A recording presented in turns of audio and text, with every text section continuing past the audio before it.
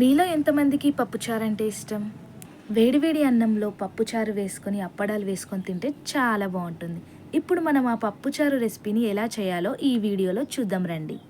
First ఒక కుక్కర్‌లో పొట్టు కందిపప్పుని వేసుకొని, అందులో పసుపు, అలాగే పచ్చిమిర్చి, వాటర్, సాల్ట్, ఆయిల్ వేసుకొని మనం ఒక 4 విజిల్స్ వచ్చేంత వరకు ఉడికించుకోవాలి. ఈ పొట్టు కందిపప్పు తీసుకోవడం ద్వారా పప్పుచారు అనేది మరింత టేస్టీగా ఉంటుంది. పప్పు ఉడికిన తర్వాత పప్పుని రుబ్బుకొని అందులో చింతపండు రసం వేసుకోవాలి. అలాగే వాటర్‌ని కూడా వేసుకొని కొంచెం కారం, అలాగే కొంచెం సాల్ట్ కూడా వేసుకోవాలి. అలాగే దోసకాయ, టమాటో, క్యారెట్, బీన్స్ వేసుకొని మునక్కాయలను కూడా వేసుకోవాలి. వెజిటబుల్స్ అన్నీ వేసుకున్న తర్వాత చారుని బాగా మరిగించుకోవాలి. ఒక 10-15 మినిట్స్ వరకు చారుని మరిగించుకుంటే సరిపోతుంది.